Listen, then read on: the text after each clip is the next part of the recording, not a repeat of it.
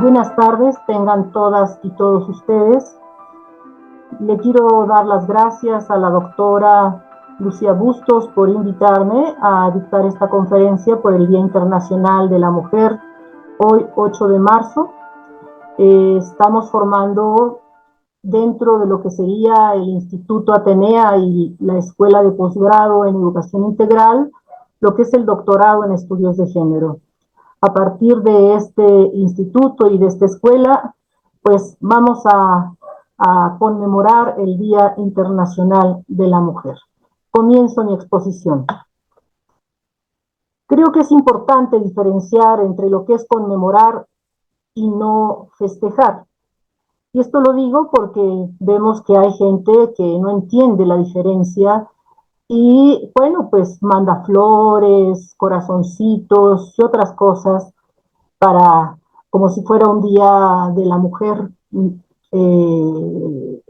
normal, digamos. Sin embargo, conmemorar es más que festejar en este sentido, sobre todo porque es un día especial que significa recordar y celebrar un evento.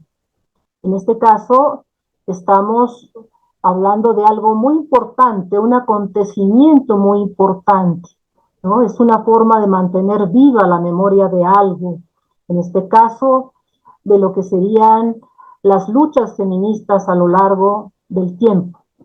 Entonces, conmemorar es más sobre recordar y honrar, mientras que festejar es celebrar con alegría, ¿no? Quiero que quede claro esto para que no haya confusión para las nuevas generaciones que están entrando a este tema y para aclarárselo a las personas que no entienden la diferencia entre conmemorar y festejar.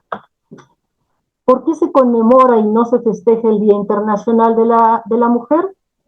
Tendremos que decirlo, que el Día Internacional de la Mujer se conmemora en lugar de festejarse porque su origen y propósito está ligado a la reflexión, a la lucha y al reconocimiento de los desafíos de las mujeres a lo largo de la historia. No es una celebración alegre, sino es un día para recordar, para honrar lo que son las luchas por la igualdad de género, los derechos laborales, el sufragio femenino y justicia social, que aquí tenemos que decir que no fue fácil, hubo muchas muertes, encarcelamientos, tachar a las mujeres de locas porque luchaban por sus derechos. Es un día entonces de reflexión y conciencia, un día de reflexionar sobre los logros alcanzados, pero también, hay que decirlo, hay muchas cosas que faltan por hacer. También hay que defender lo que hemos logrado porque nos los quieren arrebatar en algunos casos. Y entonces es un llamado también a la acción para seguir trabajando por un mundo más justo y más igualitario. También es un día para rendir homenaje a las mujeres que lucharon, que dedicaron sus vidas a la lucha por los derechos de todas y muchas veces enfrentando grandes sacrificios, ¿no? Una vez dicho esto, hay que recordar entonces que el Día Internacional de la Mujer se conmemora cada año el 8 de marzo. Y esto es para reconocer la lucha histórica de las mujeres por la igualdad de derechos y justicia y la participación en la sociedad. Tenemos que recordar también que esta fecha tiene sus raíces en movimientos obreros y feministas. Estamos hablando del principios del siglo XIX, del siglo XX, perdón, que reclamaban mejores condiciones laborales, el derecho al voto y la igualdad de género, ¿no? Tenemos que decir también que uno de estos eventos significativos que influyó en la elección de esta fecha fue la huelga de trabajadoras textiles en Nueva York en 1908, donde murieron más de 100 mujeres en un incendio en una fábrica. Ellas se levantaron en huelga debido a las pésimas condiciones laborales. La respuesta que tuvo el dueño de la fábrica fue incendiar la fábrica con ellas adentro, y realmente esto fue, aparte de que fue un hecho lamentable y terrible, ¿sí?, puso en evidencia la necesidad de cambios urgentes en los derechos laborales y sociales de las mujeres. En 1975 la ONU oficializó el 8 de marzo como el Día Internacional de la Mujer, convirtiéndose ya en una fecha para visibilizar los logros alcanzados, pero también para recordar los desafíos, como decía en un principio, que aún persisten en la lucha por la igualdad de género en todo el mundo. Como dije que es importante recordar la historia, ¿no?, en estos tiempos en donde se quiere borrar la historia, se quiere interpretar de otra manera, tenemos que decir que hay datos históricos que muestran cómo las luchas de las mujeres pues han sido en todos los tiempos. Y podemos mencionar algunas que fueron, por ejemplo, en el siglo XVIII y XIX, en donde las primeras demandas feministas surgen durante la Ilustración con figuras como Mary Wollstonecraft, quien en 1792 publicó La Vindicación de los Derechos de la Mujer, un libro canónico, reclamando educación y derechos civiles para las mujeres, ¿no?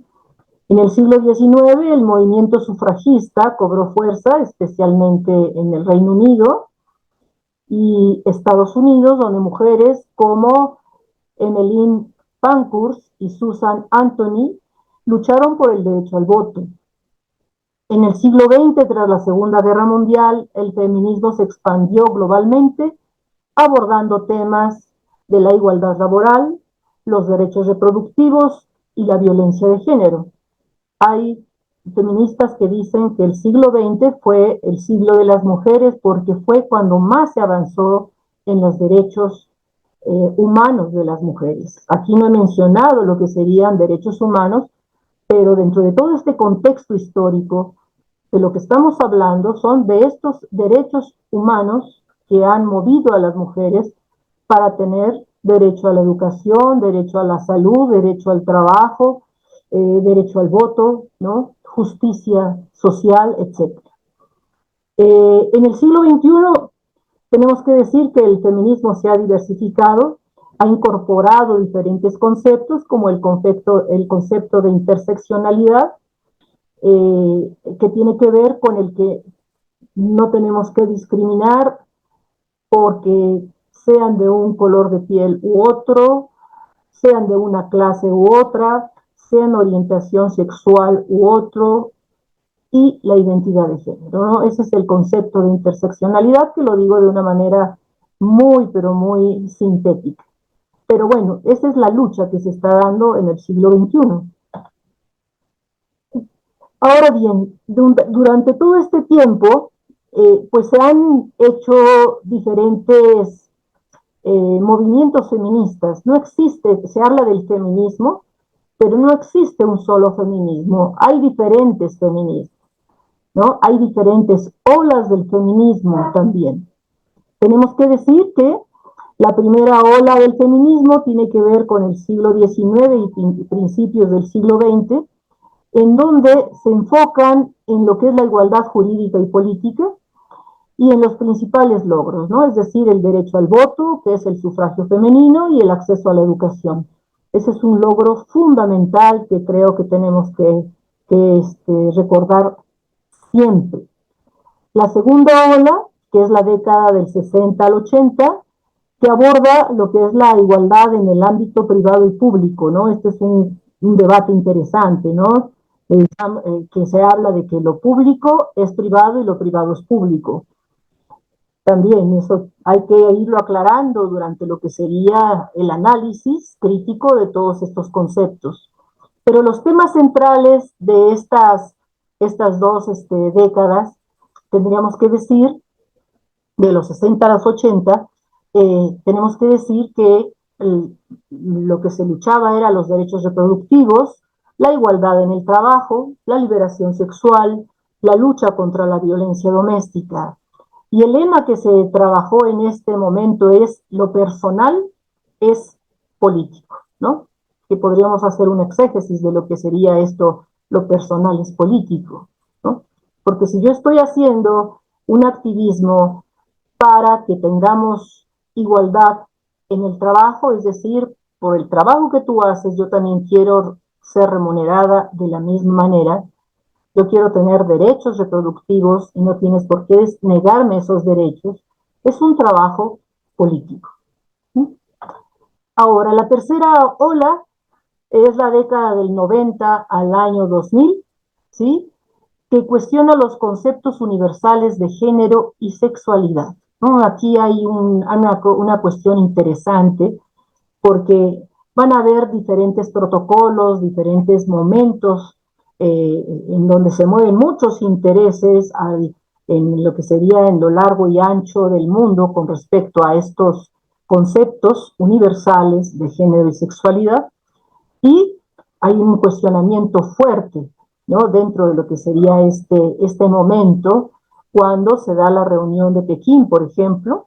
Y bueno, hoy también estamos viendo que se hace un cuestionamiento fuerte cuando se habla de género y sexualidad, porque se quieren meter los dos conceptos dentro de lo que sería un mismo feminismo, cuando estamos hablando de dos cosas distintas, ¿no? Tendría que decir lo que sería un feminismo que es más, que se preocupa por los problemas de las mujeres solamente, y otro que tiene que ver con lo que sería la lucha de otros grupos que se han unido a la lucha feminista, pero que no tienen que ver con lo que están peleando las mujeres, o estamos peleando las mujeres, luchando las mujeres desde hace siglos, ¿no? Y esto tendría que ver con lo que sería el feminismo queer, por ejemplo, ¿no?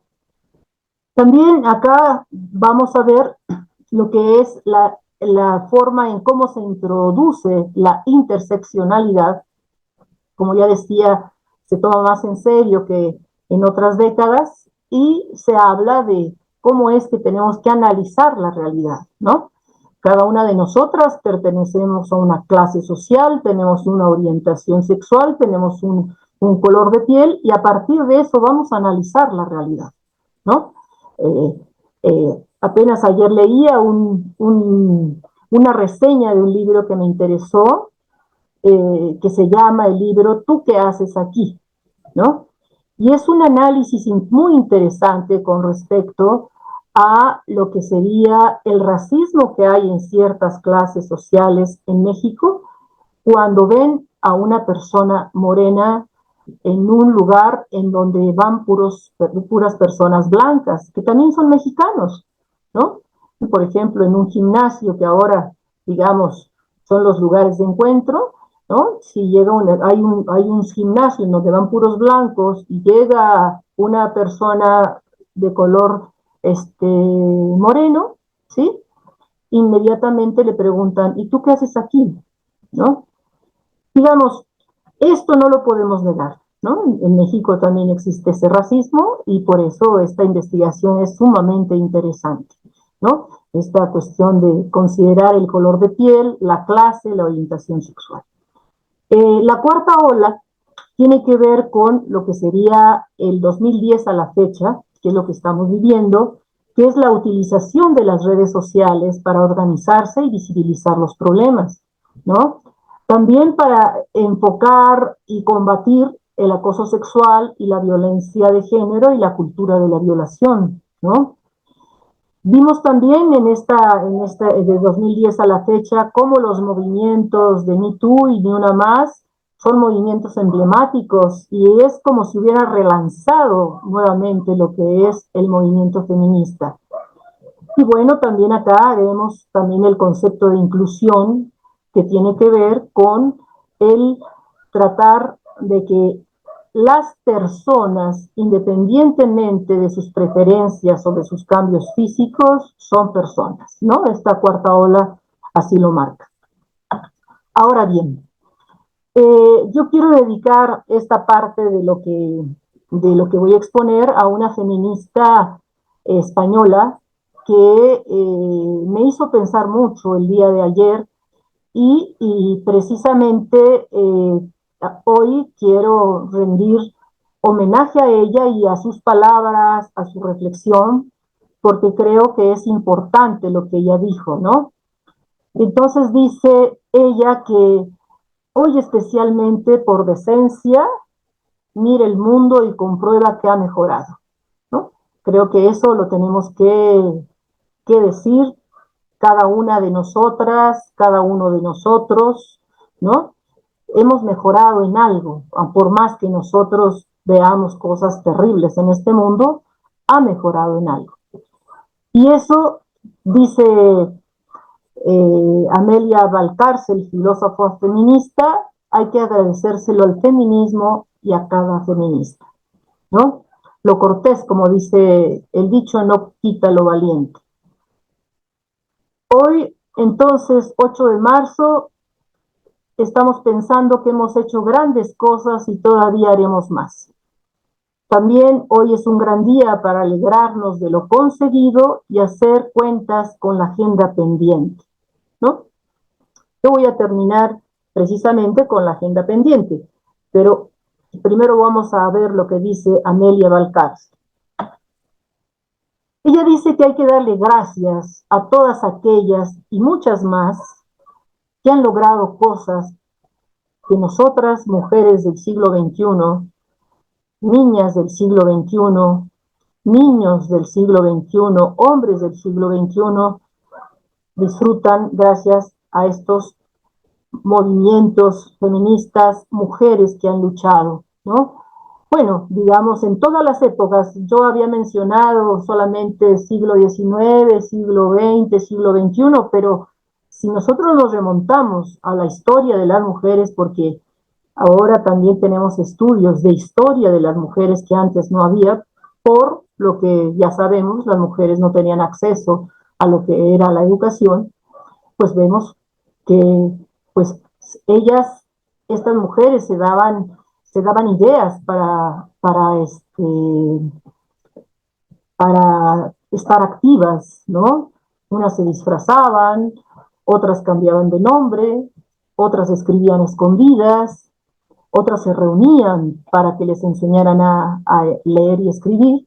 Y bueno, acá encontramos que ha habido mujeres que han sido poetisas, este, han habido mujeres que han sido filósofas, matemáticas, que han sido defensoras del conocimiento y de la ciencia en el mundo antiguo, ¿eh? Eh, han sido literatas, han sido políticas, han sido médicas, ¿no? Han sido personas que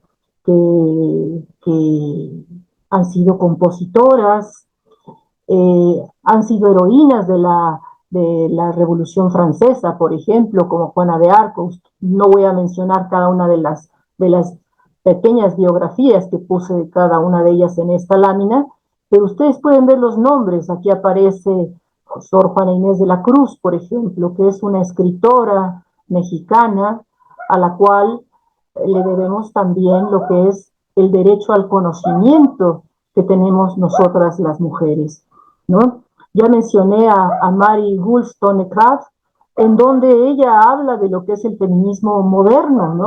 Al escribir un libro sobre la vindicación del derecho de las mujeres, ¿no? Mujeres abolicionistas, mujeres que tienen que ver, por ejemplo, con el tema de la salud, como esta Florence Nightingale, en donde ella habla de lo que es la importancia de ser enfermera, ¿no? Y reformadora junto a las bases de la enfermería moderna.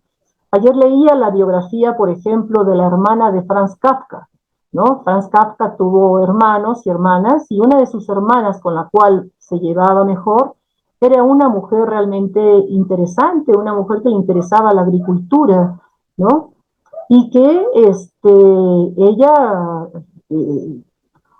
fue una mujer que murió en los campos de concentración de Auschwitz porque no quiso que los niños de su comunidad se fueran solos a Auschwitz, y ella fue con ellos cuidándolos, acompañándolos y murió con ellos.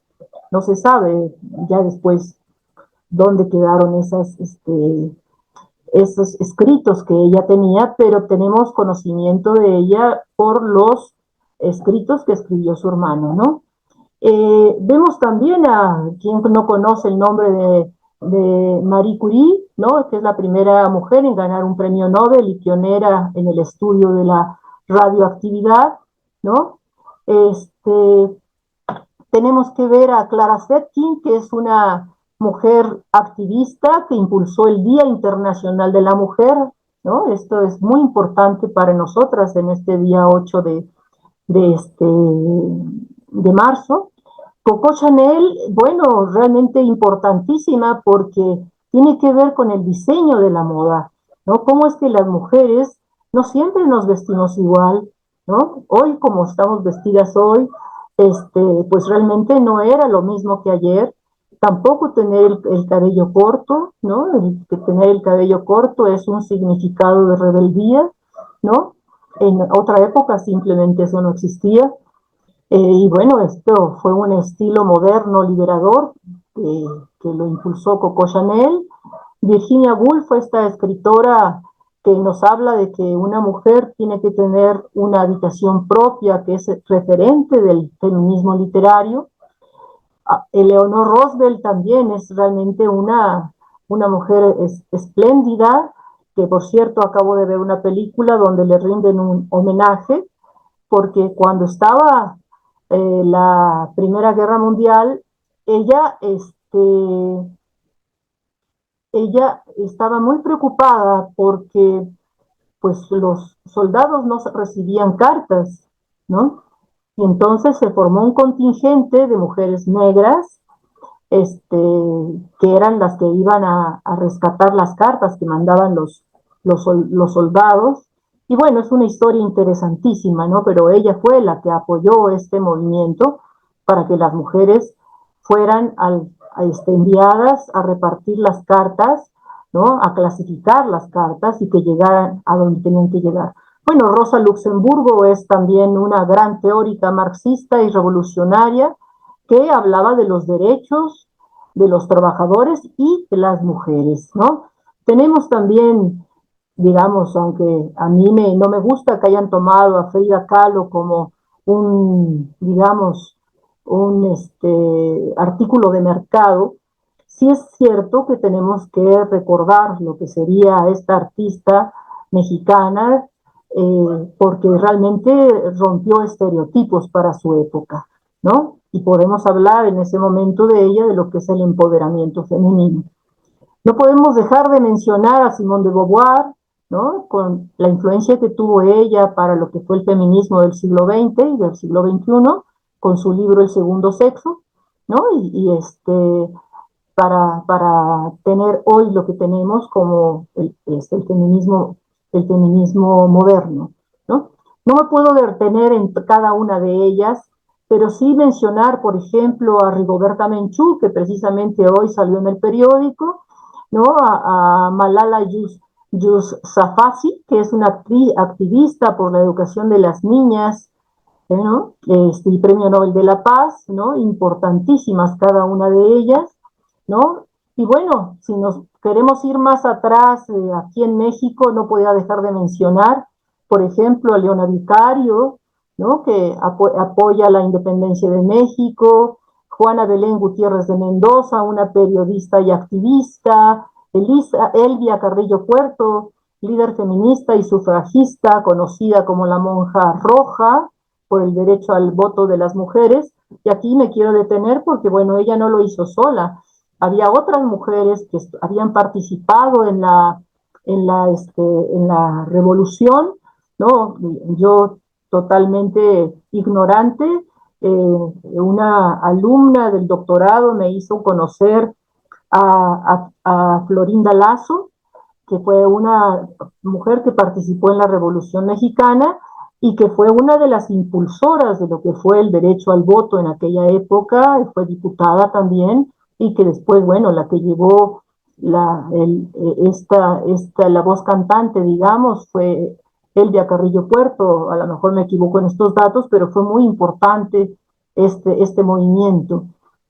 Rosario Castellanos es una escritora, diplomática, feminista, filósofa, en donde, bueno, sus obras están llenas de lo que sería el que tenemos que enseñar a nuestros hijos, a los hombres, la importancia que tenemos las mujeres de ser mujeres libres, ¿no? Ella nos enseña con una sola frase, cuando nos dice, mujer que sabe latín no encuentra marido ni tiene buen fin, y con eso nos quiere decir que las mujeres tenemos que estudiar, es la manera de liberarnos, ¿no? Leía una frase de Malala cuando decía, una niña con un libro es una niña que va a ser libre, ¿no? Y bueno, digamos, acá podemos tener más mujeres que han sido importantes dentro de la vida de América Latina, de México, que muchas de ellas han muerto porque han sido activistas y defensoras de los derechos de las mujeres, de los derechos de las indígenas, que han defendido sus tierras, ¿no? No podemos dejar de mencionar a las abuelas de la Plaza de Mayo, ¿no? Que han luchado durante todos estos años por los derechos humanos y por la identidad de los niños y las niñas robadas durante la dictadura argentina, ¿no? Las niñas de Ayotzinapa, las mujeres, las madres buscadoras, aquí en México también, no podemos dejar de mencionarlas. Y bueno, todas las teóricas que nosotros estudiamos, como Marcela Lagarde, como Marta Lamas, como Graciela Hierro, todas ellas realmente han promovido la lucha de las mujeres y han influido para transformar la sociedad y combatir las desigualdades de género, ¿no? Así, no podemos dejar de mencionarlas y bueno, también decir que nos faltan muchas por mencionar, falta espacio para mencionarlas, ¿no?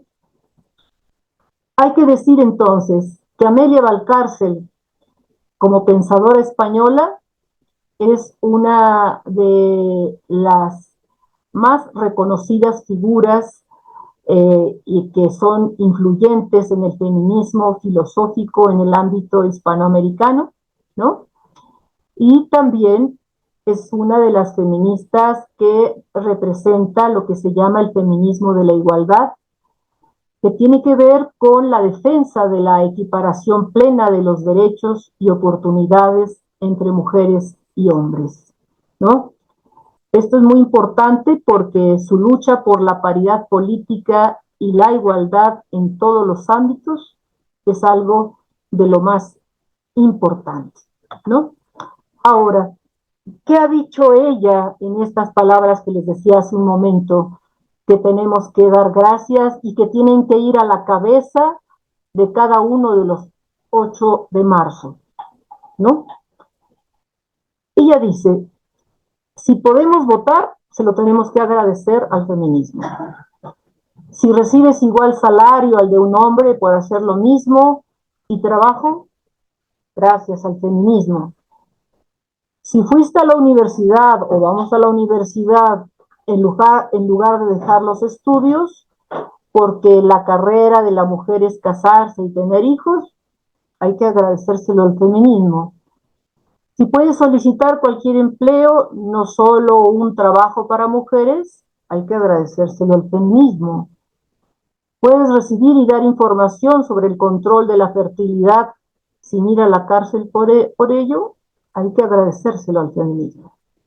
Eres médica, abogada, jueza o legisladora, hay que agradecérselo al feminismo.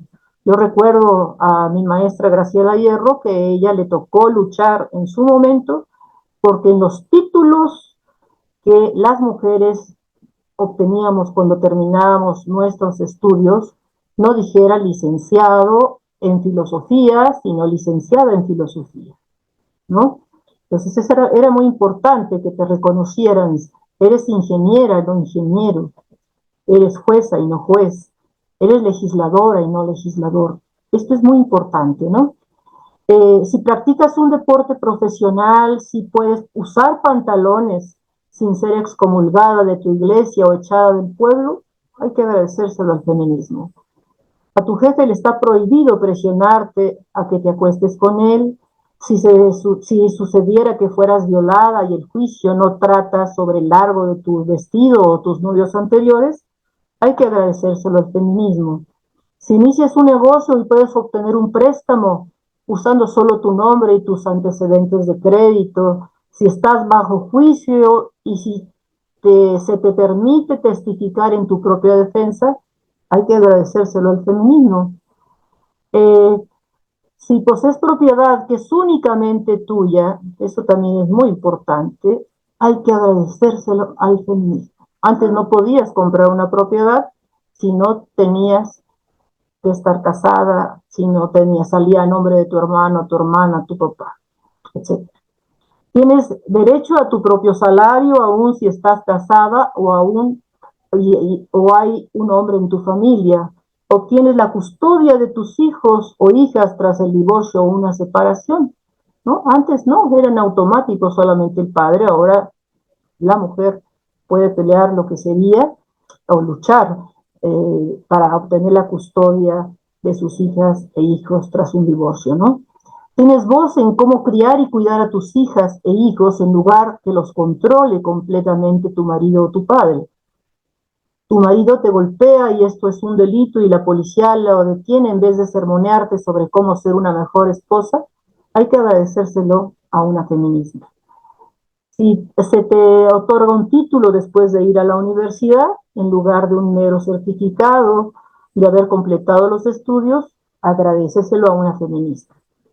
Si puedes amamantar a tu bebé, eso sí todavía discretamente, eso todavía está mal visto en un lugar público y no ser arrestada por ello, ¿no? Hay que agradecérselo a una feminista.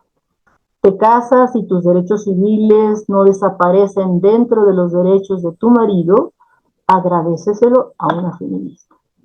Si tienes el derecho a rehusar tener relaciones sexuales con tu marido, agradeceselo a una feminista. Si tienes derecho a que tus registros médicos confidenciales no sean divulgados a los hombres de tu familia, agradeceselo a una feminista. Si tienes derecho a leer los libros que desees, agradeceselo a una feminista. Si puedes escoger ser madre o no cuando tú quieras y no según los dictados de un esposo o un violador, agradeceselo a una feminista. Puedes esperar vivir hasta los 80 años en vez de morir entre los 20 y los 30 a causa de embarazos ilimitados, agradeceselo a una feminista.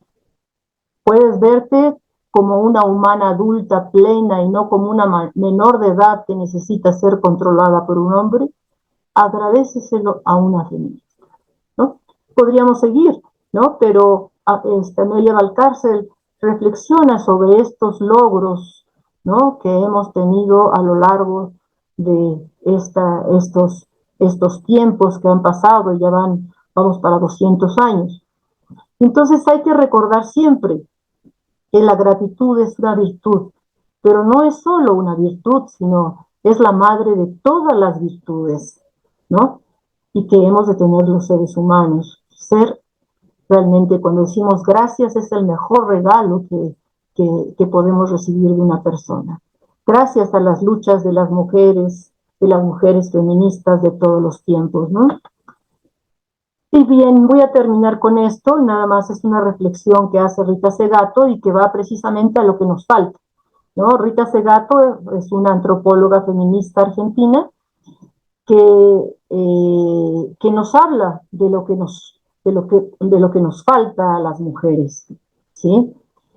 Porque tal parece que, bueno, ya tenemos la teoría de género, tenemos la perspectiva de género y con eso ya es el último, la teoría de la interseccionalidad, no. ¿No? Tenemos que ver qué es lo que nos falta para poder seguir analizando, comprendiendo la realidad que estamos viviendo.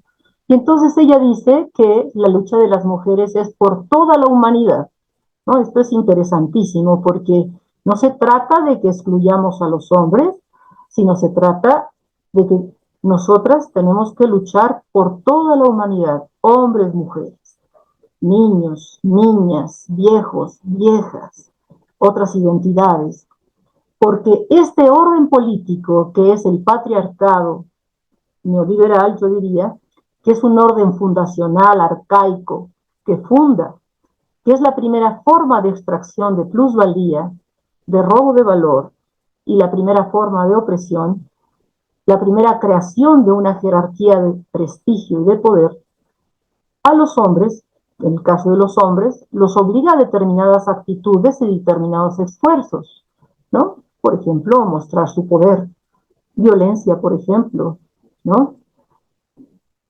Construir cotos de poder de puros hombres, por ejemplo. No basta el cuerpo, es necesario, así como en la lucha contra el racismo, es necesario una conciencia racial, ¿sí? Los, los hombres y las mujeres negras se liberan porque tienen que tener una conciencia racial, ¿no? Y recuerdo un libro de Rigoberta Menchú cuando decía, soy Rigoberta Menchú y así me nació la conciencia. ¿Cómo es que le nace la conciencia a Rigoberta? Cuando se da cuenta de que es pobre, es mujer y es indígena, ¿sí? Ahí está, digamos, todos estos elementos del racismo y la conciencia racial. En el campo del feminismo, entonces, nosotras tenemos que acuñar la categoría de la conciencia de género. Este es el aporte de Rita Segato, que a mí me parece sumamente importante señalar en esta conferencia. La categoría de la conciencia de género. Entonces, si hay una paridad de género, pero en estos cuerpos de mujer que entran a los cargos públicos no hay una conciencia de qué es la posición de mujer en la sociedad y de qué historia venimos las mujeres, o sea, cuál es la característica y la acumulación de experiencias de una historia de las mujeres, es a lo que se refiere Amelia Valcárcel cuando nos está diciendo, ojo, ¿no? Hay que decir en el 8 de marzo, que el 8 de marzo es una conmemoración en donde recordamos la historia por la cual hemos pasado las mujeres, ¿sí? Para llegar a tener estos frutos, ¿sí? Es la acumulación de experiencia de una historia de las mujeres. Si no tenemos esa conciencia, esa paridad no llegará a destino con su propósito, ¿no? En síntesis, Segato quiere decir que al hablar de la conciencia de género, se refiere a una comprensión profunda, es decir, a una conciencia de género como herramienta crítica, ¿sí? Comprensión profunda y crítica de lo que significa ser mujer en una sociedad históricamente patriarcal y en este caso neoliberal, así como al reconocimiento de las luchas, experiencias y opresiones que han marcado la historia de las mujeres.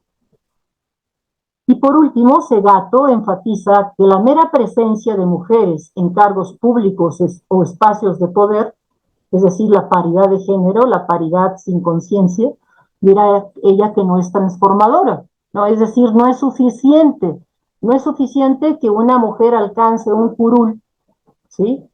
Si no conoce la historia de las mujeres, si no tiene la conciencia de género, ¿no? Y de repente vamos a ver que va a levantar la mano y con ello se va a llevar al traste a millones de mujeres porque levantó la mano, por no tener conciencia de género, ¿sí? Entonces, no es suficiente si esas mujeres no tienen una conciencia de género. Es decir, no comprenden o no están comprometidas con la transformación de las estructuras que perpetúan la desigualdad, ¿sí? Esto es importante mencionarlo porque hay que entender que el feminismo no es una teoría, no es un movimiento que no busca nada, ¿no? No es un entretenimiento, sino que es un proyecto político que busca desmantelar las estructuras de opresión y construir una sociedad más justa. ¿no? Entonces es importante decirles a las mujeres que quieren llegar a puestos políticos que tienen que conocer su historia, comprometerse, tener conciencia de género, no solamente que quieran salir en la foto, sentarse y no repartir lo que sería el dinero que reciben por parte del Estado para distribuirlo, ¿no? En lo que sería las necesidades de las mujeres en los municipios, en lo que sería el Estado, ¿no? En lo que serían las políticas públicas. Yo las invitaría a que leyeran los artículos que van a salir por el 8 de marzo y se van a dar cuenta que salen muchas estadísticas, muchas cosas terribles, ¿no? Como por ejemplo que el 99% de los delitos, pues realmente no tienen un seguimiento, ¿no? Quedan impunes, ¿no? Y bueno, muchos otros datos que vamos a ver, que son datos que tienen nombre y apellido, que son mujeres que fueron desaparecidas, mujeres que fueron golpeadas y que simplemente no aparecen en lo que serían los registros de los ministerios públicos, ¿no? Bueno, con esto termino. Les agradezco mucho su atención, ¿no? Todas estas marchas que vimos ayer, millones de personas, digamos, que vamos a ver hoy que millones de personas desfilando, ¿no? Vamos a ver que se van a reunir en diferentes partes del mundo, aquí en México, en Puebla, en los municipios. Va a haber este tipo de manifestaciones y nos alegramos porque eso habla de que hay un gran interés porque la lucha feminista se haga ver y que las mujeres se unan para gritar ni una más, por ejemplo, ¿no? Agradecemos y los invitamos a que estén con nosotros en las actividades que organizamos, ya sea en LPEI o en el IAS. Muchas gracias a cada uno y cada una de ustedes por su atención.